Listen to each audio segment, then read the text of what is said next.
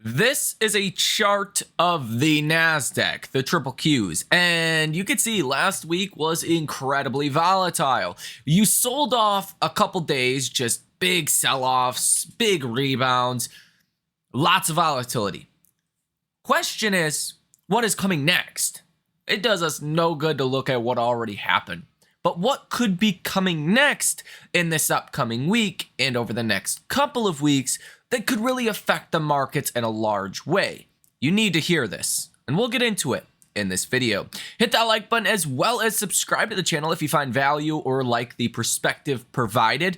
Keep in mind, these are only opinions from myself and maybe from others. They are not definitive facts, and you never really know what's going to happen in the markets. With that said, let me know what side you're on. Do you think a broader sell-off is coming? Do you think a broader rally is coming? Now let's start here. The most notable day of the last week was obviously on Thursday, when you seen that sharp reversal following really a two-day rally, right? From really the midpoint of the day on Tuesday, you rallied, you continue to rally into Wednesday, you continue to rally throughout like half of the day on Thursday, and then you sold all of it off. This was a 1% gain on Thursday, and you ended up closing down about 1.5%. I think that really changed the mood of the markets quite a bit. On Friday, we had a really good jobs report come out at about 303,000 job ads. The unemployment rate went lower. That is perceived going to be good for company earnings, right? For S&P 500 EPS, and that could be good news for valuation support in our markets. And that's what essentially happened on Friday, with the NASDAQ going up about 1.2%. But I think the volatility in the markets is far from over. There's really one main reason that caused the volatility on Thursday, and it came down to geopolitical tensions. If you take a look, it's really with Israel and Iran at this current moment in time. It says U.S. is preparing for significant Iran attack on U.S. or Israeli assets in the region as soon as next week. Now, this could be important if there is some kind of large attack, which looks inevitable. We don't know what the attack could look like, right? If they hit Israel itself, if they hit other, again, assets in the region, those could have different potential outcomes. But you're very close to a wider regional escalation. And that's specifically bad for oil prices, which is bad for inflation. So right now, this seems like the biggest thing that affected the markets last week and caused really that slide on Thursday. Now, you also seen bonds get bought, you've seen gold get bought, oil went up, defense contractors went up. That's typically a sign of, a rush to safety, a fear trade. Now, this article says the U.S. is on high alert and actively preparing for a significant attack that could come as soon as within the next week by Iran targeting Israel or American assets in the region in response to Monday's Israeli strike in Damascus that killed top Iranian commanders. It says senior U.S. officials currently believe that an attack by Iran is inevitable, a view shared by their Israeli counterparts. Iran as well, about 12 hours ago, tells the U.S. to step aside as it readies response to Israel. Tehran warns U.S. to not get dragged into Netanyahu's trap. Now, the reason this is potentially, bad for the U.S., let alone just wars are never good, as you can see from this interactive image, these are oil tankers, and the Strait of Hormuz carries over 30% of the daily oil supply for the world, right? And if indeed you did get into a larger, regional conflict, maybe a lot less activity would be flowing through the Strait of Hormuz. That would be very inflationary to the price of oil, and the price of oil going up, let's be honest, everything touches oil. Anything that you're watching this video on was transported by something using oil, right? Literally everything is touched by oil. Doesn't matter what it is. This bottle of hand soap, I didn't make it. It had to have been transported here, right? This empty Dr. Pepper was transported by something with oil. This computer, my phone, that candy over there, these freaking cupcakes, and this mug, all of it was transported with a vehicle using oil. And that's where you get into a lot of different ramifications in regards to inflation. Like core CPI, PCE, all of it will be affected by the price of oil. So a wider regional conflict in the region could definitely be a reason for the markets to sell off. Now we have some potential good news coming. Now that's the biggest thing I can point to that could be bad news, that will be bad news that we know of. Now again, who knows if it's going to be really bad if Iran were to launch like hundreds of missiles at, Israel and strike a bunch of targets. That would obviously be bad. If they hit outside a couple bases in the Middle East somewhere and it's really just a nothing burger, then it's not going to be a negative for our markets, and the markets will probably rally quite aggressive because there is some degree of fear or risk baked into a wider regional conflict in the Middle East. But I do think, here's where things get interesting. I do think next week could be very positive for markets as well, specifically on Wednesday. You are going to get the inflation numbers. Now, core inflation month over month is expected to fall from 0.4% last month to 0.3%. That's the number that everyone really likes to pay attention to, that core month over month. Core year over year is expected to fall from 3.8% to 3.7%. Headline inflation month over month from 0.4% to 0.3%. And the year over year headline is expected to actually rise from 3.2% to 3.4%. So you're actually expecting some really good progress on, inflation falling in this upcoming week. Now, I actually think the inflation numbers may come in a little bit lighter than even these estimates. Like 0.2% month over month for core would not surprise me. A big reason for this is take a look at ISM services prices overlaid with month over month inflation.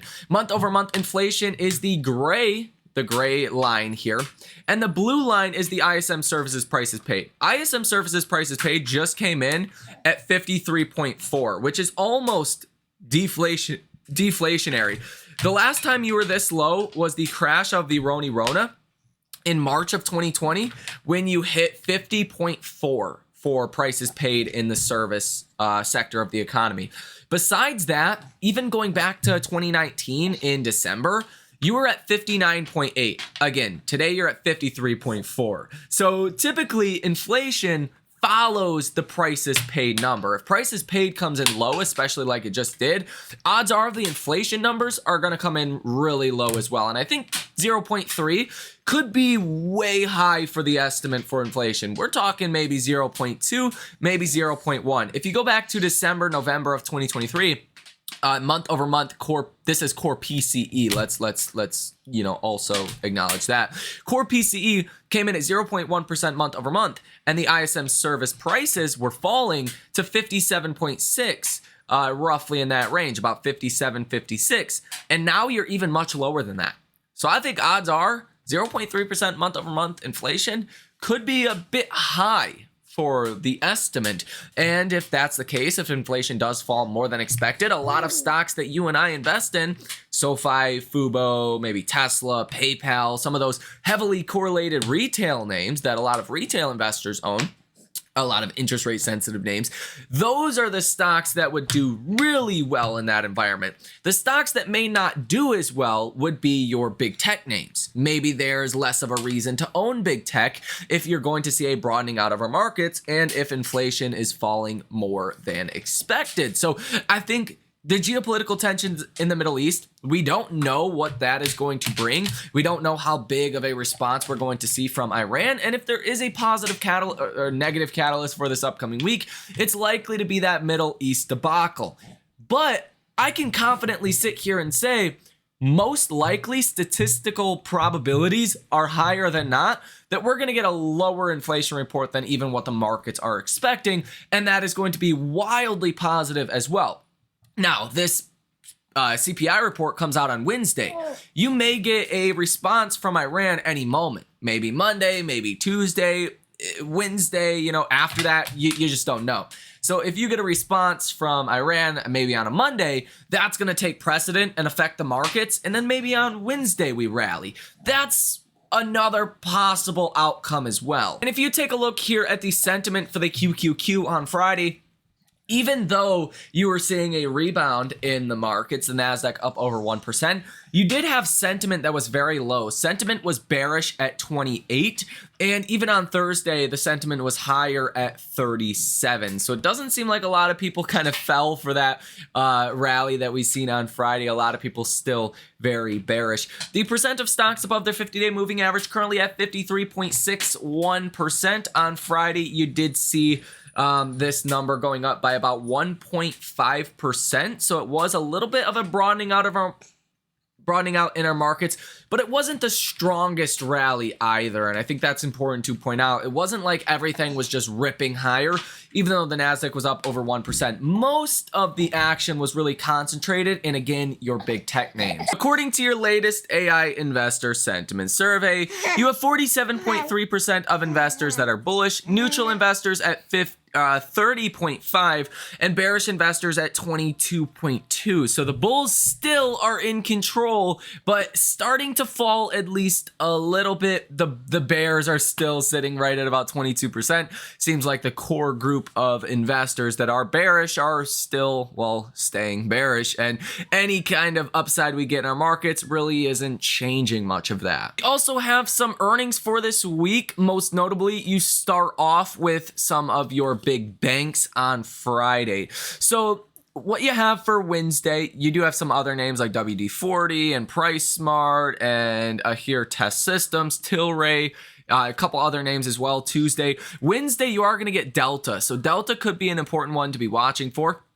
Thursday, CarMax, Constellation Brands, two pretty well-known companies. But on Friday, you're going to get JP Morgan Chase, Wells Fargo, BlackRock, Citi, Progressive, and State Street. So some of your big banks that start reporting on Friday, and you're really kicking off earnings season again, and I think that's gonna, potentially create more volatility as well as you start to get your bigger tech names like Netflix and Tesla reporting earnings in about 2 weeks, and the rest of your big banks coming the following week. I would say as well, just point out that earnings expectations are through the roof. Like, you are priced for perfection. So if we don't get perfection plus some, you're going to be in for potentially some pain in the markets. On a technical basis, the Nasdaq has definitely broken down under this bullish trend or bullish channel that we had been following for a while here. You've since obviously made that up move on Friday, and that was good. You found support around that 50-day moving average here at about $435 per share. You found support here at this 50-day moving average for 2 days now. So that looks good, but you're really just a jump, skip, and a hop away from falling under that. And a move under that 50-day moving average sets you up for a larger decline, potentially down to that 100-day moving average at about $417 per share. I think the easiest way to think about a markets, it's inevitable we're going to get a correction. When does it happen, I think, is the bigger question. Because let's be honest, the rally that we have seen, you've priced in so much good news, you're going to have to see something really unprecedented, and that is just everything going perfect for the markets. Usually things don't go perfect, and they don't go perfect forever.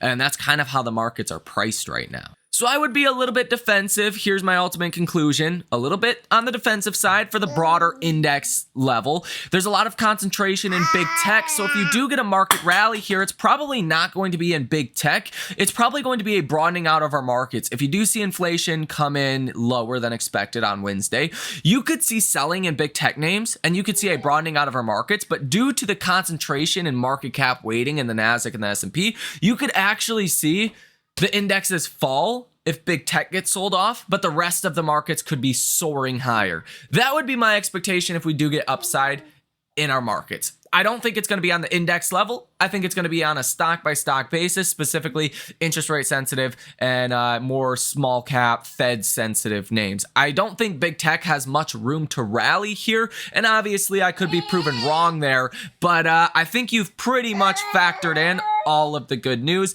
And there is a chance that you do go through a wider kind of market-wide correction, again, if that Israeli-Iran situation does spiral into something much worse. So with all of that said, Let me know what you guys think about this information down below in the comment section. Provide your opinions as well down there. Hit the like button as well as subscribe to the channel. You guys have a fantastic rest of your weekend, and I will see you in the next one.